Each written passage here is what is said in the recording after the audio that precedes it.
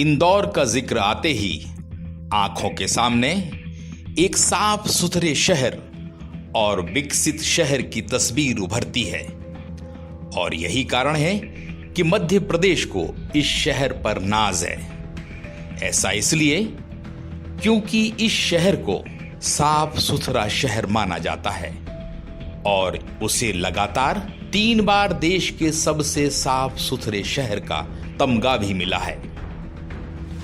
कभी इस बात की कोई कल्पना भी नहीं कर सकता था कि कोई महामारी इस शहर में दस्तक दे सकती है। ऐसा माना जाता है कि बीमारी अथवा महामारी उसी शहर में आती है जहां गंदगी होती है।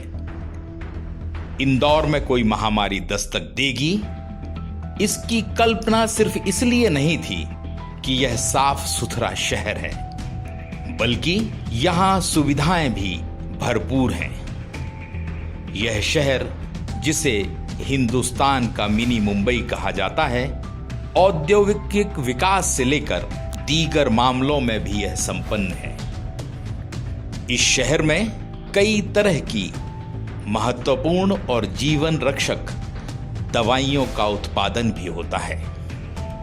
सुविधाओं के मामले में यह शहर मध्य प्रदेश के दीगर शहरों से जुदा भी है। यहाँ के आदमी को जागरूक और अपने अधिकारों के प्रति सजग माना जाता है और इसी कारण से कोई यह कल्पना भी नहीं कर सकता था कि यहाँ महामारी आसानी से पैर पसार लेगी। मगर सारे पूर्वानुमान धरे रह गए और कोरोना ने यहाँ अपने पैर पसार लिए।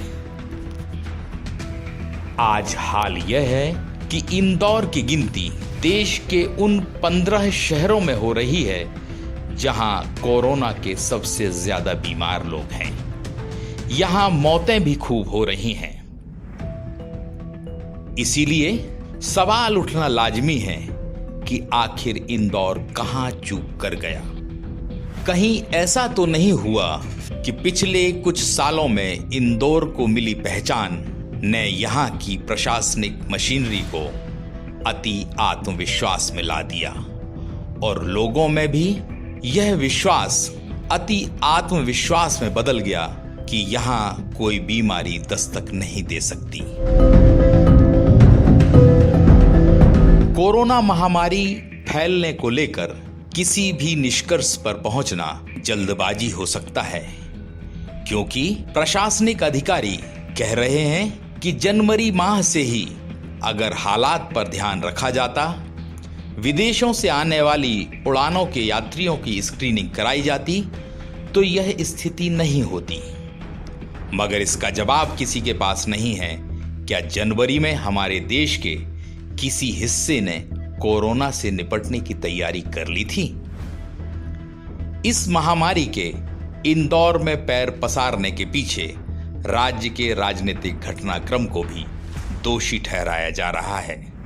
ऐसा इसलिए क्योंकि एक तरफ जहां सरकार बचाने की कोशिश हो रही थी, तो दूसरी तरफ सत्ता हथियाने के प्रयास चल रहे थे और इन हालातों के बीच कोरोना ने अपनी जगह बना ली। इंदौर के जानकार इस बात को स्वीकार करने में जरा भी नहीं हिचकते कि कोरोना की दस्तक के बाद सोशल डिस्टेंसिंग पर किसी ने ध्यान नहीं दिया और कोरोना रोकने का सबसे बड़ा हथियार भी सोशल डिस्टेंसिंग को माना गया है।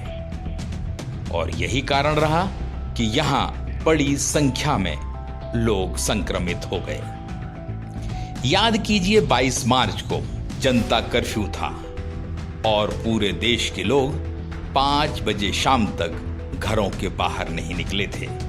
मगर इंदौर में शाम को 5 बजे के बाद हजारों लोग सड़क पर उतर आए और रैलियों की शक्ल में राजबाड़े तक जा पहुंचे और जश्न मनाया।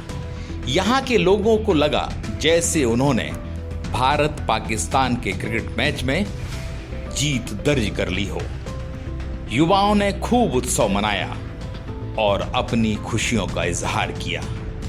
कहीं यह घटनाक्रम ही तो इंदौर में कोरोना फैलाने की बड़ी वजह तो नहीं बन गया। हाँ, प्रशासन अब पूरी तरह सतर्कता बरत रहा है और संभल संभल कर कदम बढ़ा रहा है। इससे उम्मीद की इंदौर के हालात सुधर सकते हैं, मगर जो आंकड़े आ रहे हैं वह चिंता में डालने वाले तो हैं। लगातार संख्या बीमारों की बढ़ रही है तो दूसरी ओर मौत का आंकड़ा भी बढ़ रहा है। यह स्थितियां किसी भी सूरत में अच्छी नहीं मानी जा सकती।